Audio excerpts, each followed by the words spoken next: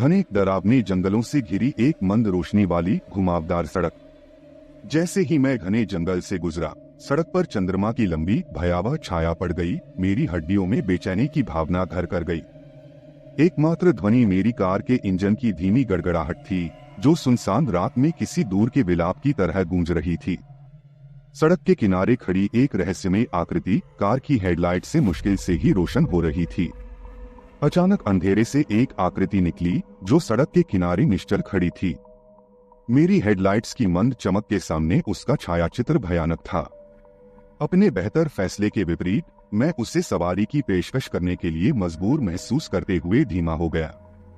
सहयात्री पिछली सीट पर बैठा है, उसका चेहरा अंधेरे से छिपा हुआ है। जैसे ही वह पिछली सीट पर बैठा, कार में एक ठंडक दौड़ गई, जिसने मुझे हड्डी तक ठंडा कर दिया। उसकी विशेषताएं छाया में छिपी हुई थीं, और जब हम सुनसान राजमार्ग पर आगे बढ़ रहे थे तो एक असहज शांति ने हमें घेर लिया।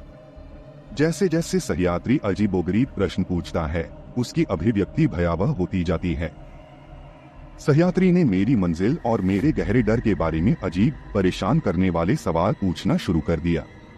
प्रत्येक प्रश्न चुप्पी को चाकू की तरह काटता प्रतीत होता था, जिससे मुझे उसकी उपस्थिति में उजागर और असुरक्षित महसूस होता था। जैसे ही कार अंधेरे में तेजी से आगे बढ़ती है, एक खाली पिछली सीट। अचानक जैसे ही मैंने रियरव्यू मिरर में देखा, सहयात्री जा चुका था। जैसे ही मैंने पीछे की सीट को स्कैन किया तो मुझे घबराहट होने लगी और पाया कि यह बिल्कुल खाली है। मैं इस एहसास से उबर नहीं सका कि मेरे आसपास कुछ भयावह घटना घट रही है। ऐसा लगता है कि जंगल कार के करीब आ रहे हैं, परछाइयां खतरनाक आकार ले रही हैं। जैसे जैसे मैं आगे बढ़ता गया, पेड़ करीब आते गए, उनकी शाखाएं अंधेरे में नुकीली उंगलियों की तरह फैलती गईं। हवा में फुसफुसाहट गूंज उठी, एक भयावह सिम्फनी जिसने मेरी रीढ़ को झकझोर कर रख दिया। सड़क अंधेरे की खाई में गायब हो रही है।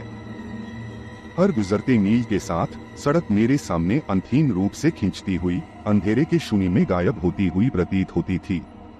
जब मुझे एहसास हुआ कि मैं एक ऐसे दुस्वप्न में फंस गया हूँ जिससे बच पाना संभव नहीं है, तो मुझ पर डर हावी हो गया।